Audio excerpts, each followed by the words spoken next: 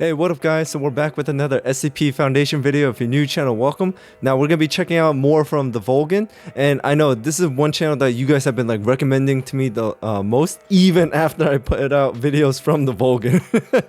But I get it. Like, some of you guys don't like to see like all my videos, so I get it. Like, you guys want to put recommendations, but even if those videos, even though I put up videos from his channel up, and you guys are still recommending them to me, that means like his channel is pretty good when it comes to like informing or like doing what he does.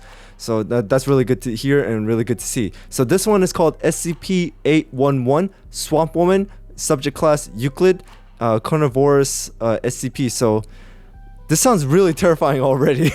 But Euclid, so if I remember this correctly, it's not as dangerous as the old man, but it's as dangerous as Shy Guy SCP-096. I mean, I'm starting to like memorize a little bit more, which I'm really happy and proud of myself on that matter. But there's just like so many SCPs that it's hard to like keep track of like who's who. So I'm having a little trouble with that. But either way, it's a lot of great content, a lot of great videos to watch, and a lot of great things to learn. So without anything else, let's jump into SCP-811.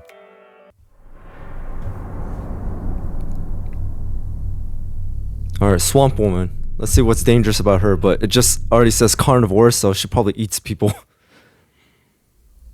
Well, everything that's meat. Good afternoon, everyone. My name is Dr. Miller, and the SCP we're going to be looking at today is SCP-811.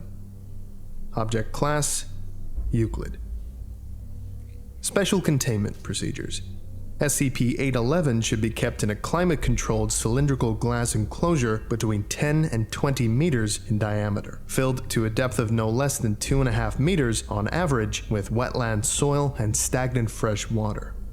It is to be furnished with a variety of aquatic plants from its native swamp. It has the remaining vegetation there redacted the location. adaptation to regrow quickly from injuries endured during contact with SCP-811 as long as the roots are undamaged. Logs of manageable size and additional humus-rich soil may be provided for good behavior. Water depth is not to exceed half a meter at its lowest point. Height of the enclosure must be no less than 5 meters above the highest soil point. Temperature is to be kept at 25 degrees Celsius, and humidity should be kept above 70%. There is to be a decontamination airlock chamber between the door into the enclosure and the door to the rest of the facility. Air that is ventilated into the enclosure should not be recirculated back into the rest of the facility under any circumstances.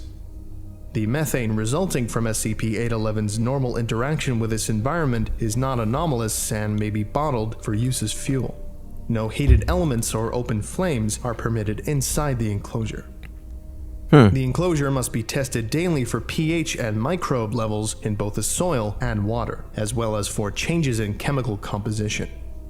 Enclosure should be cleaned bi-weekly, preferably by D-class personnel.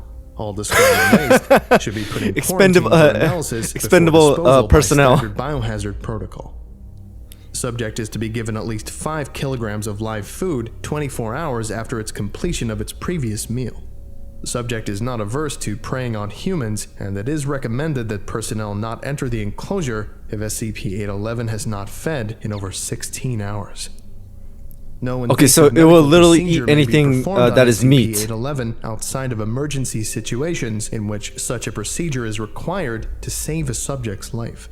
Minimally invasive procedures require review and unanimous approval by SCP-811's assigned medical team and the current project head. See I gotta move the laptop a little bit for a list of substances that may be administered as medication to SCP-811. All requests by the subject are to be reviewed by both an overseeing animal enrichment specialist and at least one level 3 personnel before approval, and the review should not take more than 48 hours unless exceptional circumstances dictate otherwise. I wonder what animal they've been feeding her. SCP-811 is not generally aggressive unless it feels hungry or threatened. All handling personnel are to be cautioned that it is still an opportunistic ambush predator, and safety precautions must still be taken to avoid injury or infection. All personnel entering the enclosure must wear full-body, non-organic biohazard suits and breath masks, and must be in groups of at least 2. No personnel are to enter the enclosure if they have open wounds or sores anywhere on their body.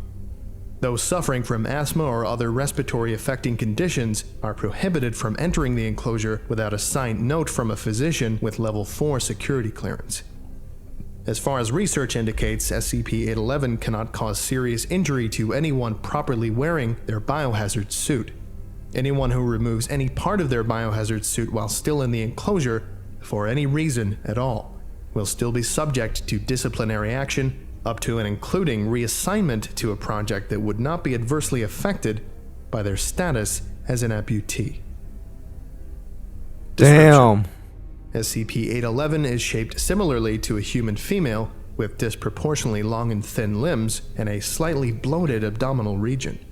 It is 171 centimeters tall and weighs just under 47 kilograms due to its strange physiology. See Addendum 811-2 for details.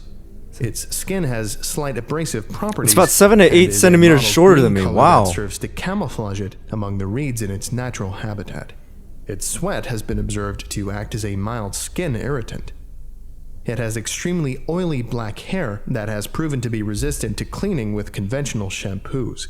See Addendum 811-1. Oh, so Dove doesn't work. Partial comprehension of human language consistent with case studies of feral children that had been abandoned at a few years old instead of as infants. The palmoplantar surfaces of SCP-811's skin constantly secrete a clear, green-tinted mucus with minor adhesive properties.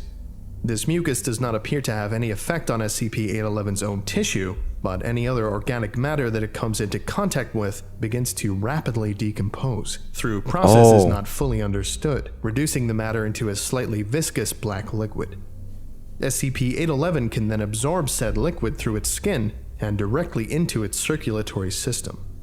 Tests have shown that SCP-811's entire circulatory system is filled with liquefied decaying matter.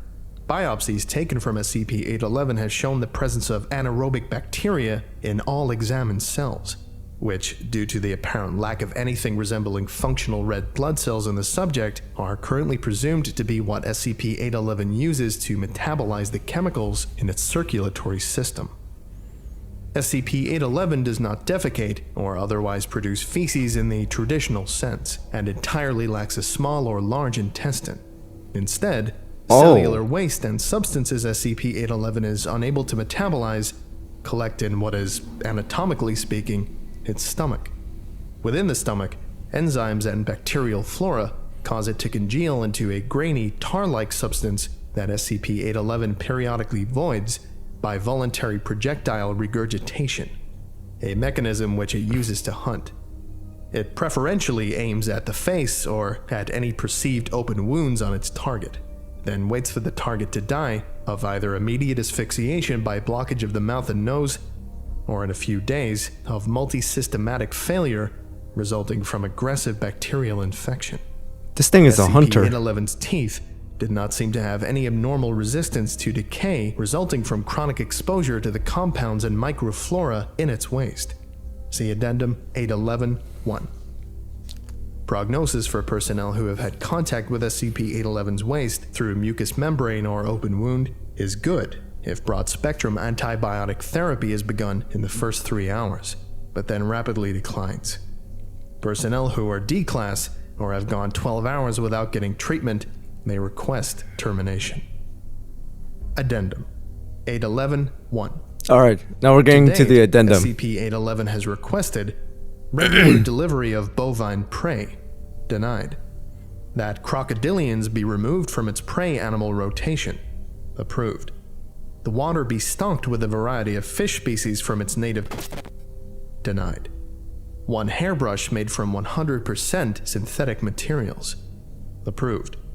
Okay. For 1 D-class personnel to every other day come in with a basin and shower head to wash and condition its hair. Approved.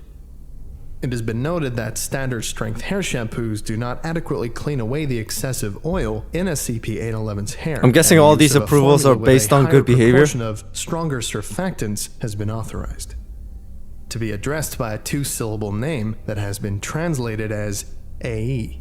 SCP-811 being illiterate and thus not capable of choosing a spelling for itself. Approved. So its name is AE? Due to SCP-811's difficulty with language, it has been deemed acceptable to use its chosen name when directly speaking to it for the purpose of streamlining meaningful conversation. Relief from its chronic tooth pain. Approved. Request was initially denied until a safe and effective method of administering general anesthesia to SCP-811 was discovered and a dental surgery plan devised. Tooth number 47, FTI, 2-digit rotation, removed to test method and adjust for unpredicted special aftercare requirements.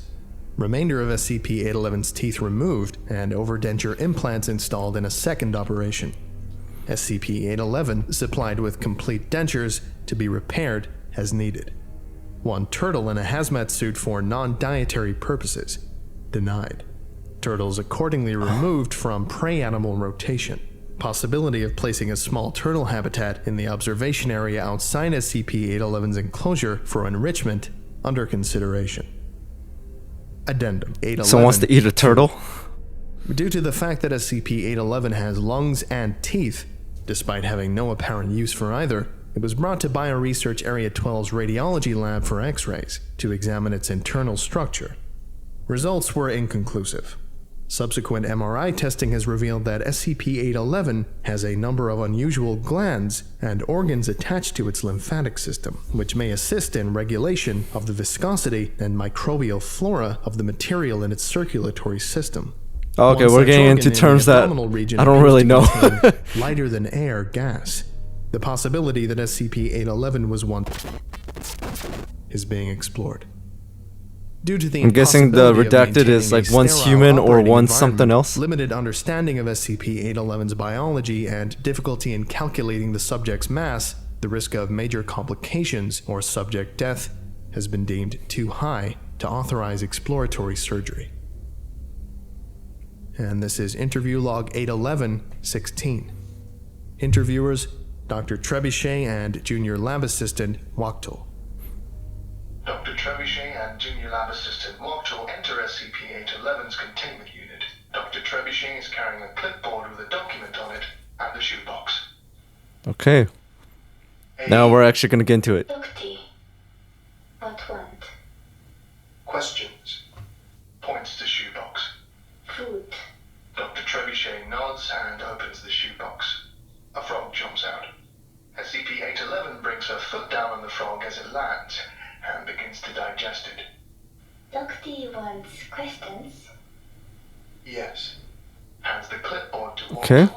Points to something on it. Reading from the clipboard, what's the earliest thing you can remember? Are we eating? Early things. Things before.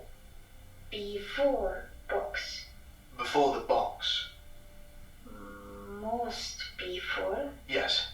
With sweeping, demonstrative arm and hand movements. Big man. Tall. Eye small. Very smaller than man. Uses hand to indicate a height of approximately 1 meter off the ground. Points to her own arm. Was like man.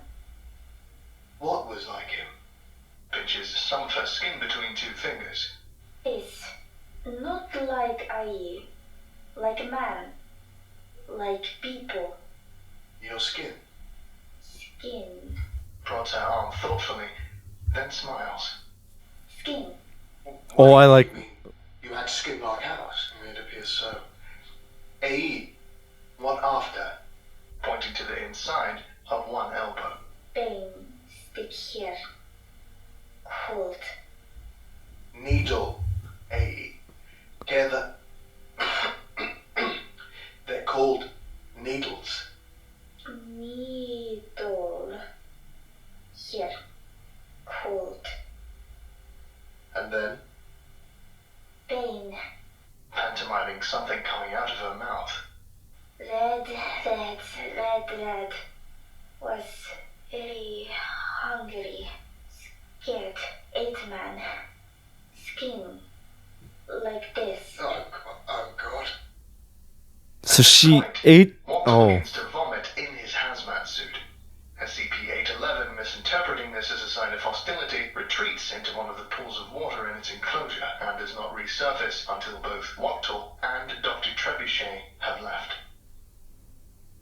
Notes. While I understand the appeal of training the new blood on So throwing up is a sign of hostility to her? as they are, could you please throw them at some other humanoid for a while? I'm trying to actually get things done here. Dr. Trebuchet, signing out. Okay. I think that about does it for today. The interview kind of Thank you reminds all me for of the listening. tapes If from indeed the you Batman still are. games. And you are all dismissed. Goodbye. Hello everyone, Lumi here. First of all, Volgun, thank you so much for casting me for this role. I had such fun coming up with the accent for IA. And no for the advertisement part. If you guys would like to hear me read stories, sing songs, and do some other small things, follow a link down She did a below great job. to my YouTube channel. Or if you are more of a stream person, you can follow another link down below to my Twitch stream. Actually, I should be streaming around the time this video is released. Maybe I'll see some of you guys there. Have a nice night, everyone. Bye. Alright, so there you guys have it. That was SCP-811, Swamp Woman, Euclid, subject class, Carnivorous. So this one wasn't just like, you know, pure horror or anything like that, like SCP-096. You can actually interact with this one, like with this anomaly. Like it's like talking to like a young child. And but I mean, like, some of the features that was explained, it does sound kind of like creepy. Like she doesn't use any of her like organs or anything like that. But either way, the fact that you can communicate with her and she's not like very extremely hostile in like certain circumstances, like if you stay in a hazmat suit and you don't do anything you're not supposed to do, then it could be pretty reasonable. But either way, this was another great anomaly. I forgot, I almost lost the word anomaly. But actually, I'm gonna be watching another SCP video by TheVolgun, like in a bit, and this one's gonna be a little bit scarier just by looking at the thumbnail. So keep an eye out for that video. But anyways, thank you guys for watching. If you watch all the way to the end, thank you so much for that, and also hit that notification bell so you know when I drop another video. And thank you so much for your support. I really do appreciate it. And until then, I'll see you guys next time.